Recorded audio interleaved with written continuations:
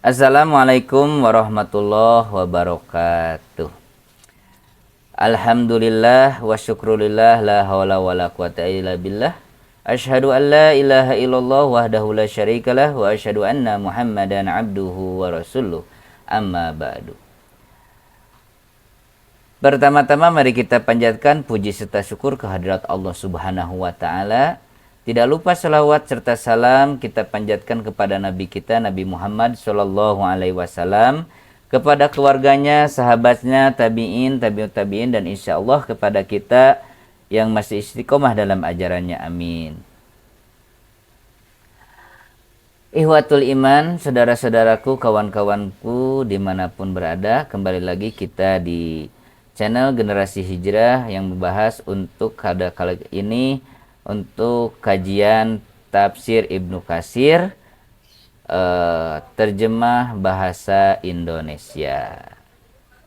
Baik, sebelum kita lanjut ke pembahasan selanjutnya, jangan lupa untuk saudara-saudaraku semuanya, sahabat-sahabatku, ihwatul iman dimanapun berada, mohon untuk bantuannya dukung channel ini dengan subscribe, like, komen, dan ditonton kajian-kajian sebelumnya, dan terus mengikuti kajian-kajian di channel Generasi Hijrah ini. Mudah-mudahan untuk yang mendukung channel ini dimudahkan segala urusannya, mendapatkan rezeki yang berlimpah, mendapatkan rezeki yang berkah, kemudian disehatkan selalu, mendapatkan keturunan yang soleh-solehah, dan mendekatkan jodohnya. Amin amin ya robbal alamin. Nah, kita lanjutkan untuk kajiannya untuk hari ini, sesi ini ya, di surat Al-Baqarah 58-59 ya. Kajian tafsir Ibnu Katsir, terjemah bahasa Indonesia. Baik, kita mulai. A'udzu billahi minasy syaithanir rajim. وَإِذْ قُلْنَا ادْخُلُوا هَٰذِهِ الْقَرْيَةَ فَكُلُوا مِنْهَا حَيْثُ شِئْتُمْ رَغَدًا وَادْخُلُوا الْبَابَ سُجَّدًا وَقُولُوا حِطَّةٌ نَغْفِرْ لَكُمْ خَطَايَاكُمْ وَسَنَزِيدُ الْمُحْسِنِينَ فَبَدَّلَ الَّذِينَ ظَلَمُوا قَوْلًا غَيْرَ الَّذِي قِيلَ لَهُمْ فَأَنزَلْنَا عَلَى الَّذِينَ ظَلَمُوا رِجْزًا مِّنَ السَّمَاءِ بِمَا كَانُوا يَفْسُقُونَ. Dan ingatlah ketika kami berfirman, masuklah kamu ke negeri ini, Baitul Maqdis atau Palestina ya, dan makanlah dari hasil buminya yang banyak lagi enak di mana yang kamu sukai, dan masukilah pintu gerbangnya dengan bersujud, dan katakanlah, bebaskanlah kami dari dosa, niscaya kami ampuni kesalahan-kesalahanmu, dan kelak kami akan menambah pemberian kami kepada orang-orang yang berbuat baik. Lalu orang-orang yang zalim mengganti perintah dengan mengerjakan yang tidak diperintahkan kepada mereka. Sebab itu kami timpakan atas orang-orang zalim itu siksaan dari langit, karena mereka berbuat fasik. Ayat ini ditunjukkan untuk mencela mereka karena mereka menolak untuk berjihad dan memasuki tanah suci Baitul Maqdis ketika tiba dari Mesir bersama Musa alaihissalam. Allah memerintahkan mereka untuk memasuki tanah suci yang merupakan warisan dari nenek moyang mereka, atau Israel atau Yakub ya, Nabi Yakub alaihissalam dulu tempat tinggalnya kan di sana sebelum ke Mesir untuk menemui Nabi Yusuf ya, dan tinggal bersama Nabi Yusuf di Mesir. Juga untuk memerangi kaum Amalik yang kafir, namun mereka menolak berperang dan bersikap lemah dan lesu, maka Allah Azza wa Jalla mencampakkan mereka ke tengah padang Sahara yang menyesatkan sebagai hukuman bagi mereka, sebagaimana disebutkan Allah Azza wa Jalla dalam surat Al-Maidah. Oleh karena itu, di antara dua pendapat mengenai hal itu, yang paling tepat adalah pendapat yang menyatakan bahwa negeri itu adalah Baitul Maqdis, sebagaimana yang telah dinaskan oleh As-Suddi, Rabi bin Anas, Qatadah, Abu Muslim Al-Isfahani, dan lain-lainnya, berkisah mengenai Musa alaihissalam. Allah berfirman, ya qaumi dukhulul arda muqaddasillati kataballahu lakum wa la tartaddu. Wahai kaumku, masuklah kamu ke tanah suci yang telah ditentukan Allah bagimu, dan janganlah kamu lari ke belakang. Quran Surat Al-Maidah ayat 21. Yang benar adalah pendapat yang menyatakan bahwa negeri tersebut adalah Baitul Maqdis. Peristiwa ini terjadi setelah mereka berhasil keluar dari padang pasir, di mana mereka sempat mendekam selama 40 tahun bersama Yusha bin Nun alaihissalam. Kemudian Allah membukakan negeri itu bagi mereka pada sore hari Jumat. Pada hari itu perjalanan matahari ditahan sebentar oleh Allah hingga akhirnya mereka mendapat kemenangan.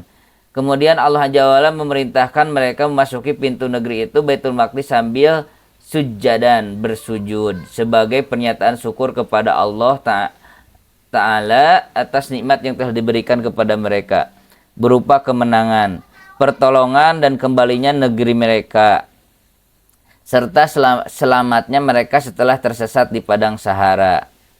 Dalam tafsirnya, Al-Aufi meriwayatkan dari Ibnu Abbas, katanya, firman Allah, wadhulul baba sujjada, masukilah pintu gerbangnya sambil bersujud, artinya sambil ruku. Mengenai firman-Nya, wadhulul baba sujjada, masuklah pintu gerbangnya sambil bersujud, dari Ibnu Abbas. Ibnu Jarir mengatakan sambil ruku dari pintu kecil. Demikianlah diriwayatkan Al-Hakim dari Sufyan, juga diriwayatkan oleh Ibnu Abi Hatim dari Sufyan As-Sauri dengan tambahan, maka mereka masuk dengan membelakangi atau mundur dari arah pantat mereka. Hasyib meriwayatkan dari Ikrimah dari Ibnu Abbas, katanya pintu tersebut menghadap ke arah kiblat. Ibnu Abbas, Mujahid, As-Suddi, Qatadah, dan Ad-Dahhak mengatakan pintu Hitta termasuk pintu Elia Baitul Maqdis.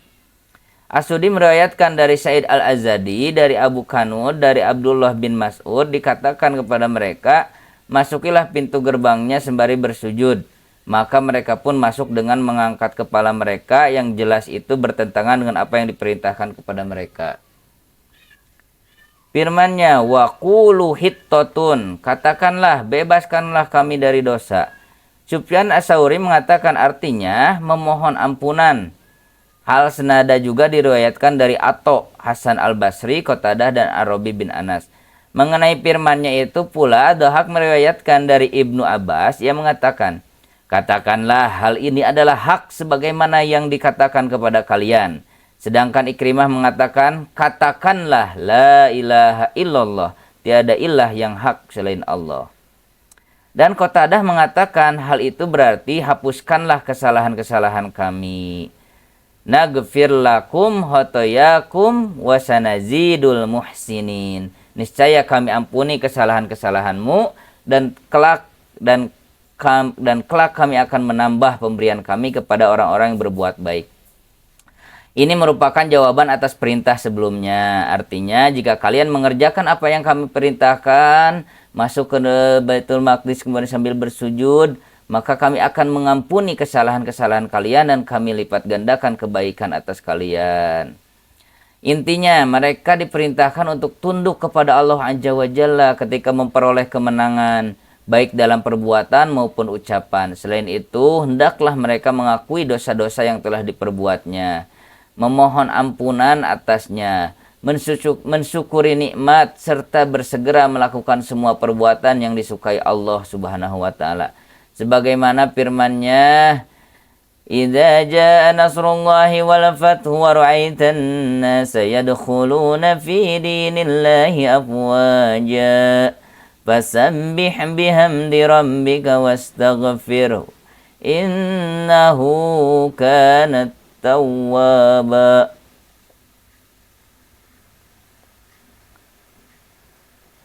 Apabila telah datang pertolongan Allah dan kemenangan, dan kamu menyaksikan manusia masuk agama Islam secara berbondong-bondong, maka bertasbihlah dengan memuji Rabbmu, serta memohon ampunan kepadanya. Sesungguhnya Dia adalah Maha Penerima Taubat.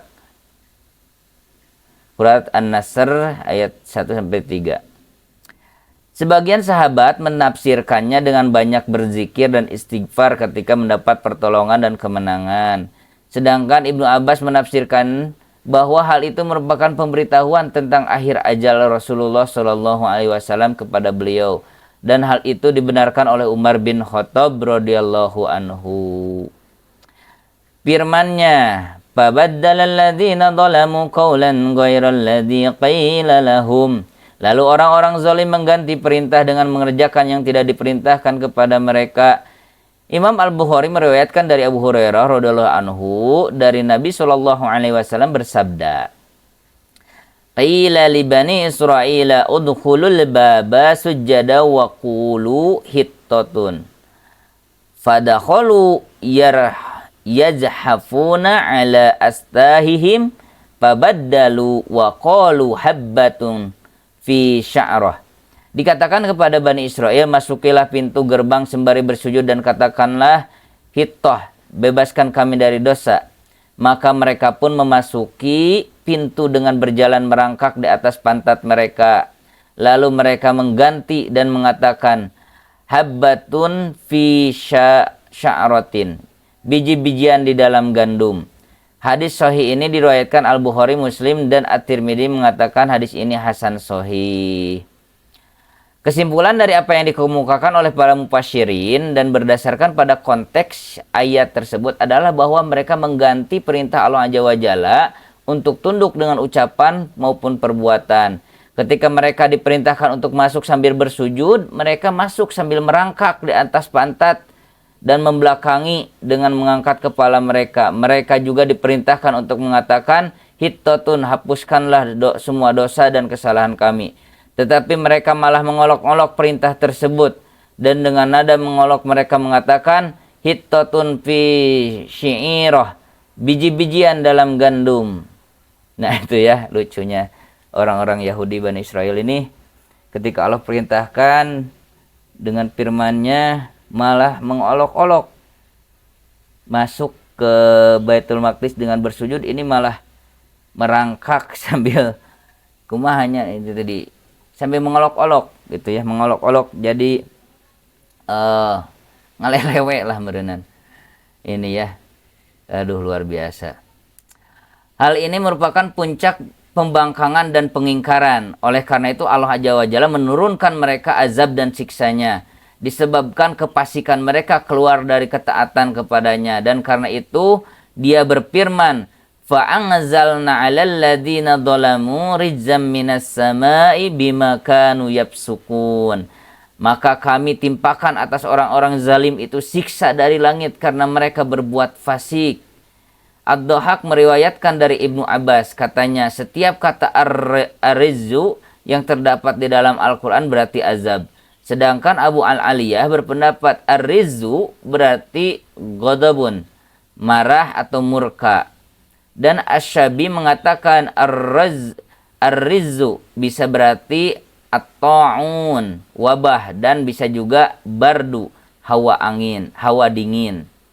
Ibnu Jarir meriwayatkan dari Usamah bin Zaid radhiyallahu anhu dari Rasulullah sallallahu alaihi wasallam, beliau bersabda, "Inna hadal waj'a wasaqama razzun guddiba bihi ba'dul umami qablakum." Sesungguhnya penyakit dan penderitaan ini adalah rizzu, azab, yang ditimpakan kepada sebagian umat sebelum kalian. Hadis ini asalnya diriwayatkan di dalam kitab Sahihain, Sahih Al-Bukhari dan Muslim. Ya, itu untuk tafsir Ibnu Katsir, terjemah bahasa Indonesia untuk sesi kali ini. Baik, sebelum kita tutup, kita akan biasakan untuk mendoakan saudara-saudara kita di Palestina ya, yang seiman, yang mendapatkan musibah, mendapatkan kezaliman-kezaliman. Baik, bismillahirrahmanirrahim. Allahumma anzil mustad'afina minal mu'minina fi Palestin. Allahumma ansur mujtahidina fi Palestin wa fi kulli makan. Allahumma ansur musliminal mustad'afina fi kulli makan. Allahumma shdud Wat'ataka ala a'da'id dini minal kafirina wadzalimina fi Palestin wa fi kulli makan. Ya Allah, selamatkanlah kaum mukmin yang lemah di Palestina.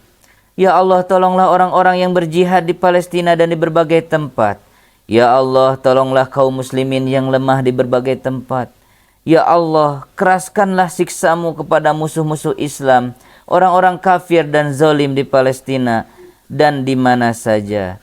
Amin, amin, ya Rabbal Alamin. Baik, itu saja untuk kajian kali ini. Mudah-mudahan bermanfaat, jadi amal ibadah untuk kita semua. Dan ibadah kita mendapat ridho dari Allah Subhanahu wa Ta'ala. Amin. Oke, sekali lagi mohon dukungannya untuk channel ini. Tolong di subscribe, tolong di like, tolong di komen, dan ditonton untuk video-video sebelumnya sampai selesai ya. Oke, terima kasih. Ditutup saja dengan doa kifaratul majlis. Subhanaka Allahumma rabbana wa bihamdika asyhadu an la ilaha anta wa astaghfiruka wa atubu ilaik. Wassalamualaikum warahmatullahi wabarakatuh. Amin ya rabbal alamin.